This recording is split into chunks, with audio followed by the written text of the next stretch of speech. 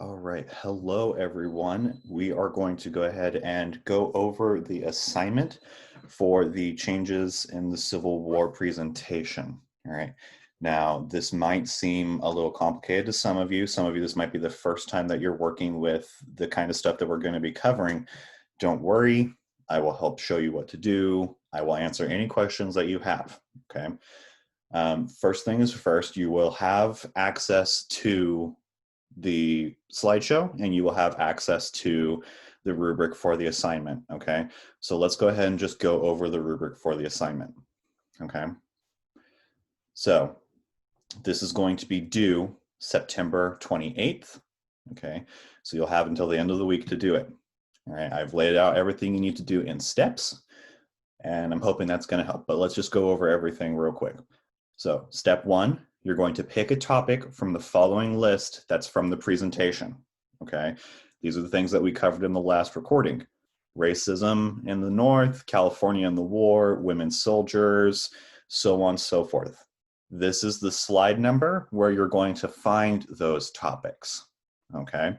So whichever one of these that you were like, you know, that was really cool, I want to learn a little bit more about that, pick it. All right. I don't mind. I don't care which one you pick. It's totally up to you. Okay. Once you've picked your topic, you're going to go to step two. All right. You open the presentation and go to the slide with the topic you chose. Open the hyperlinks. Remember, those are the ones, the words or the sentences with a different color. And you start exploring the sources. So let's just say I'm going to do this assignment right now. I already have the presentation open. If you remember, we discussed how the hyperlinks are these words with different colors and that are underlined, okay? Now, for this explanation, I will pick soldiers in the war, okay, because that's not one of the ones that you can pick, so I'm going to use that so you can't just copy off of what I did. But there's only one hyperlink here. So if I go ahead and I click on that link, it'll open up this extra little box. Click on that. Boom, you are at the web source, okay? So this is where we can get more information about Union and Confederate soldiers and the stuff that they wore and the equipment that they had. Okay, so step two, complete. All right, now you're going to start exploring those sources. Some of them, depending on what you pick, will be website links with articles. Some of them will be links that have access to pictures or documents, okay? If you pick a picture, you'll do something a little bit different than what I'm showing right now, and I'll go over that in a little bit. But if you are picking an article, then you will do exactly as I'm doing right now. So step three, you're going to open up a new Google Slides presentation. You will only need one slide. In the heading, title the slide with your topic and your name. All right. So if I chose, for example, to do California instead of soldiers, the way that I would title my slide would be California in the War, colon, and then my name, which is Mr. Talloway. So you are just going to come to your drive or into wherever you have your stuff. You're going to hit new, Google Slides. Okay. Now, this is not the slide that you want to use, not the format. So just hit this little plus button and right here, okay? Title, text. Go ahead and just cut that one out, right click, hit cut. So I picked soldiers. So I would do soldiers in the war, Mr. Calloway. Okay, this is so that when I open up your work or when Mrs. Robinson opens up your work, we can right away know what you're going to be talking about and who the heck is talking. Okay, don't do that thing where you forget to put your name on this and then you just don't get points for it. Okay, just don't. All right, so going to step four, you're going to make at least 3 bullet points on your slide. If you want to do more than 3, have at it. But 3 is the minimum for this, okay? For each bullet point, you must enter something you learned from the sources you read or saw. They can be things you found interesting or things that you think are important. All right. And now look at this part in bold. You must also briefly explain why you think that the thing you learned is interesting or important. Okay. So you're going to come to your slide. You're going to click to add text. All right. We can close this little sidebar out here. All right. Now you see this one right here, bullet list. Oop. What did it do? No. Sorry about that. Okay. Click on that. We're going to do it again. Bullet list. There we go. It worked for me this time. So there is one bullet point. Okay. You need to have 3 of these. So when you start typing in this, so just, whoop, hello class. Once you hit enter, you will get your next bullet point. Okay. So you need at least 3. So if I hit enter, oh, didn't do it, enter, type something else, enter. Now you can go back and we can start typing in interesting thing, whatever, for example, okay? Now, we're gonna go back to our source. All right, so let's look at this real quick. Let's see, at the start of the war, Civil War first began, thought it would be a major conflict. They weren't ready for a major war against each other. Okay, well, I think that's pretty interesting, right? So I think that's what I'm going to put in for my first bullet point. My thing is in the way here. Here we go. So, go back. No. Sorry, guys. Mr. Calloway's having problems here.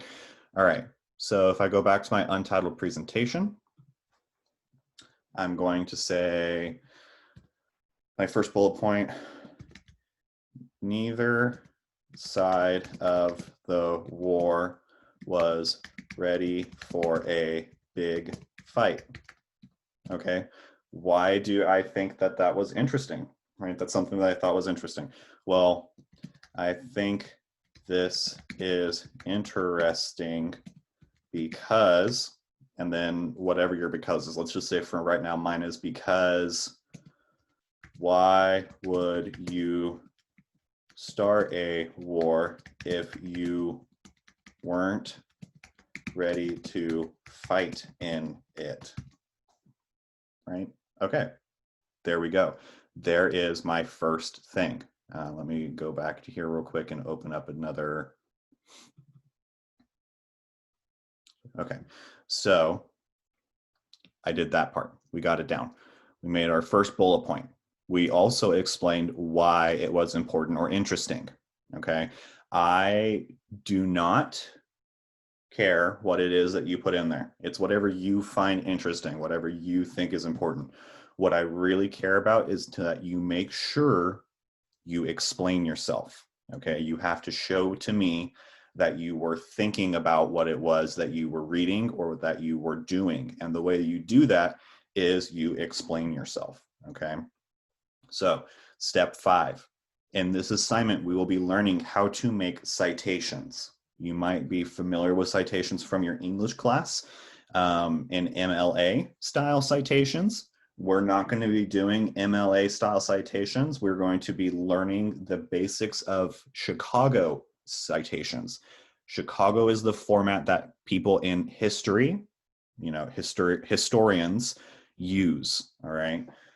Don't worry, I will walk you through it. It's not that difficult.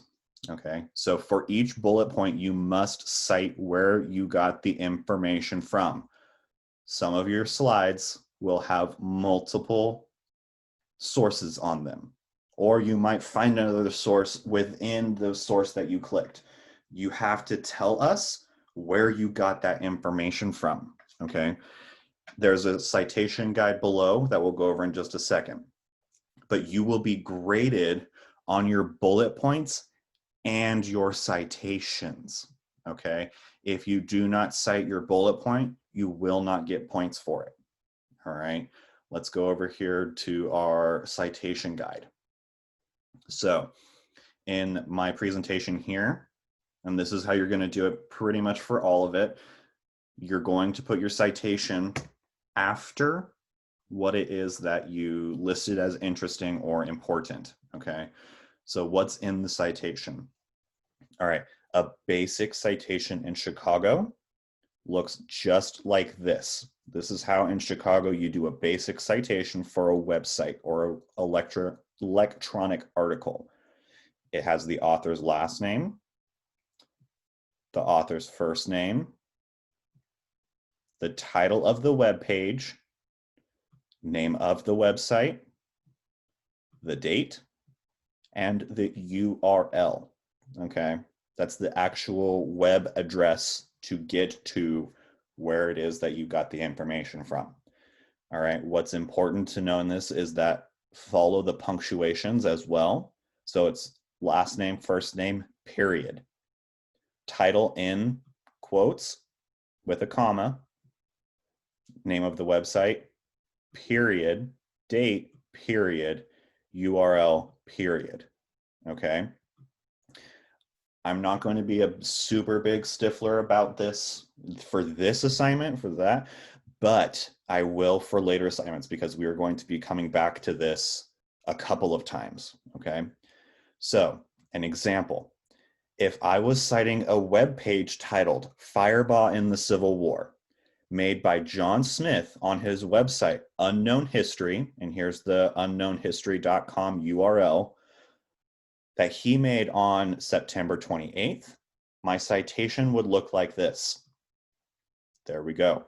Last name, first name, look at period, title of the web page with the comma and the parentheses, the quotes, the name of the website, right? Unknown history, period, the date that he made it, period, and then the URL. All right. Now, some of the sources have all of this information already. You just have to know where to find it. So let's go and look at the source that I picked and we'll go over how to find it. All right. So what's the first thing we need? We need the author. We need to know who the author is. So if we look up here, I don't see anything about the author. Another place, if it's not up here in either the heading or after the name of the article, you can scroll down and sometimes it's listed on the bottom, okay? So it doesn't look like the author is listed. Okay, well then what do we do? All right, well, go back to our guide here. So if we know the author, we add the author's name, right? In the example above, Smith John. If we do not know the author, we add the web page name instead. So instead of Smith John, we would just label it Firebaugh in the Civil War. So let's do that with this source. All right, I come up. What is the title of this web page? Okay, American Civil War uniforms. All right, so right here, a little quotes, American Civil War, comma, Civil War uniforms. Make sure you pay attention to the capitalizations in the titles, okay? Now, remember, punctuations, we have to do the comma and quotes, okay? What's our next bit of information? All right, well, we want the web page title. Okay, so what's the title of the web page? Well, it looks like the title of the web page is Duckster's Education Site. Okay, well, let's put that in there. So, Duckster's Education, and then we said Education Site. Oh, thing is in the way again. There we go. Okay. Yeah, Education Site. Okay. education, I know how to spell, site. Again, we're paying attention to punctuation, period. All right. What's the next thing we need? We need the date. Okay, so for the date, sometimes the website has the date listed on it too if you scroll down to the bottom. This is usually where it all is. Okay, in this case, it doesn't look like they put in the actual date. Is it copyrighted on 2020? Yes, but it doesn't say the exact date. So what do? Well, let's look over here. If we have a known date, we simply add it. If we do not have a known date, you add retrieved and then the date that you looked at it, okay? So in this case, we add in retrieved, colon, and then the date today just happens to be September 20, 2020, okay? There we go. This just lets whoever is reading your citation know that you got this information at this time. All right. What else do we need for our citation? Let's see, we had our web page title, we had our website title, we had our date. What else do we need? We need the URL. Okay, so we go back to our site and this is easy. We just click up here so that it's highlighted. This is the URL. All right, this big long thing. You're probably sitting there going, Mr. Callaway, do I really have to type all of that out? No, just copy it. Copy. Go to your slide. And then we go in here and we paste it. Oh, come on, there we go. Paste. Ta-da. Now, when I go through here and say I give this to Mrs. Robinson can say, oh, this is what Connor found. This is why he thought it was interesting. And he got it from, oh, American Civil War uniforms from Duxter's education site. And he got it at this date. And there's the URL. All right. So it looks complicated. It looks big and scary. It's really not. Okay. So down here is an example of what to do in the case that we just did right now, where there's no author listed and there's no publication date listed. Just like what we did, the title of the web page, the website, the date you got it, and the URL. Okay, now you need to do this 3 times, because remember, we need to have 3 bullet points. If the bullet points get a little bit too big or you get, there's not enough space on there, you can always just highlight this and shrink the text down. So this is at 18. You can even just take this down to 12. Boom, right there. You don't need to add graphics. You don't need to add anything else, okay? If you're going to be using a picture, you have to explain what is in the picture and you have to explain what's in the picture. You have to have the picture in there so we know what picture you're talking about. And then you tell us why that picture is interesting. Okay. So you just need to do 2 more, or I would just need to do 2 more at this point. All right. Again, if you have any questions or any problems, you can just shoot me or Mrs. Robinson an email and we will help you figure it out. All right. So once you have all 3 done, your last step is to submit it to Google Classroom and you are all good. All right. Again, if you submit this without your citation, right? If you only submit, say, this part and there's no citation, you do not get points for it. Okay. You will get points for the minimum of the 3 bullets that you make. So do all 3, do all your citations. All right, again, you can ask us if you have questions, so there's no reason why you shouldn't make the citations.